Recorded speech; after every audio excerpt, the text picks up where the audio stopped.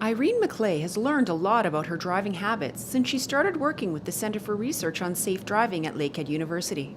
Unfortunately, we see far too many people on the road who are driving too slowly or too quickly, and a lot of times when you're behind somebody and you're thinking what is wrong with them and you get up to them, they turn out to be senior citizens, and it's a bit scary.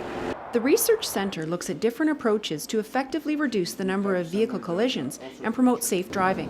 The project that Irene McClay is involved in focuses on seniors' driving habits and retaining your driver's license for as long as possible. Michelle Bidard, the director for the Centre for Research on Safe Driving, believes that there are a lot of myths surrounding senior drivers. That are, certainly portrayal of older adults as being bad drivers or dangerous drivers. In fact, they're not more dangerous than any other age category. They're certainly not more dangerous than the younger drivers. One of the things we like to do is actually, dispel the myth that older drivers are dangerous.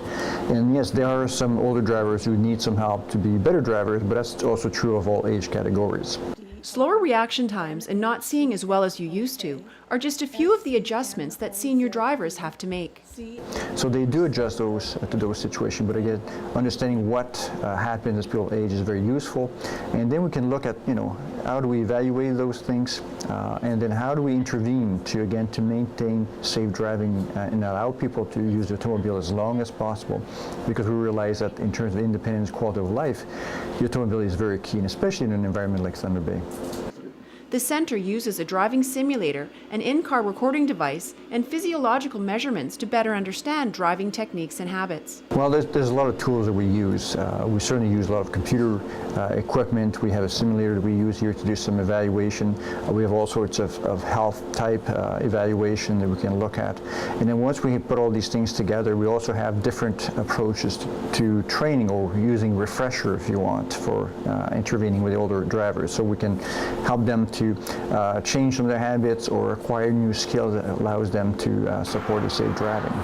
Bidard also suggests that older drivers start thinking about how they would get around if they did not have their license, so it is not such a shock when they are unable to drive. Well, the biggest piece of advice we like to give to older drivers again is to try to keep their skills and abilities up to date and as good as possible. I think people have to kind of be conscious again that as we age, we change in terms of our abilities to drive, but we have to adjust accordingly.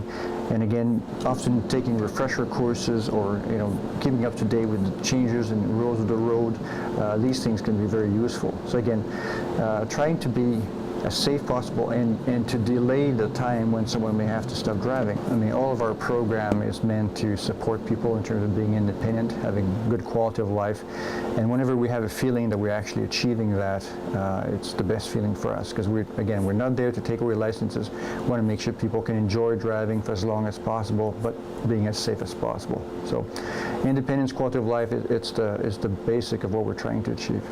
If you would like to participate in the research on safe driving for seniors, just call the Center for Research on Safe Driving at Lakehead University, and they will help you get started. And you never know what you may find out about the way you drive. I'm certainly the same driver. I guess I'm better because I'm more aware. Reporting in Thunder Bay for Lakehead University's Research and Innovation Week, I'm Janice Gummison.